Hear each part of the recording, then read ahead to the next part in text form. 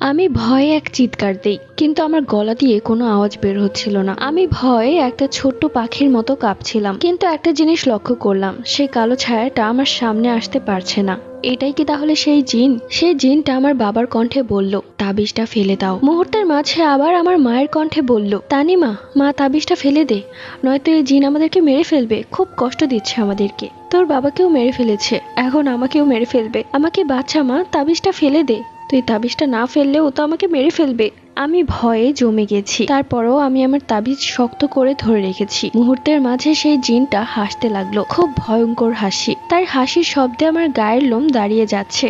হাসতে হাসতে সে বলল, তাবিজটা না ফেললে তোর বাবা মাকে মেরে ফেলবো। এরপর সে উধাও হয়ে গেল। আমি খুব ভয় পেয়ে গেলাম, চিৎকার করে কান্না করলাম। আমার চিৎকার শুনে সাফিম এবং আন্টি চলে আসে। কি হয়েছে মা, তুমি এভাবে কাঁদছো কেন? এরপর আন্টিকে আমি সবকিছু খুলে বলি। সেই রাতটা অনেক কষ্টে কাটিয়েছি। পরদিন সকালেই রওনা দিই হুজুরে দেওয়া সেই কবিরাজের বাড়িতে। তার বাড়িতে যাওয়ার পথেও অনেক বাধা পড়েছে। বারবার গাড়ি নষ্ট হয়ে যাচ্ছিল, কিন্তু গাড়িতে কোনো সমস্যাই ছিল না। কিন্তু তারপরেও ড্রাইভারের মনে হচ্ছিল কেউ পেছন থেকে গাড়ি ধরে রেখেছে। অবশেষে কবিরাজের বাড়িতে চলে এসেছি। মাত্র 5 মিনিটের রাস্তা। ঠিক ওই মুহূর্তে আন্টির ফোনে সাফিমের ফোন আসে। সাফিম ভয়ার্ত কণ্ঠে কেঁদে কেঁদে বলছে, মা আমাকে বাঁচাও, ও আমাকে মেরে ফেলবে, তুমি এখনই চলে আসো। একমাত্র ছেলেকে হারানোর ভয়ে আন্টি আমাকে বলে, আমার মনে হচ্ছে আমরা অনেক বড় ভুল করে ফেলেছি। তোমার বিপদে এগিয়ে এসে না আমি আমার নিজের ছেলেকে হারিয়ে ফেলি। আমি তখন আন্টির পা জড়িয়ে ধরলাম। আন্টি, চলে এসেছি, আর 5 মিনিটের রাস্তা। দয়া করে আপনি এখন ফিরে যাবেন না। আপনি ওসব কথা কান দিবেন না, ওগুলো সব সেই জিনের ধোঁকা। আন্টিকে অনেক বুঝিয়ে শুনিয়ে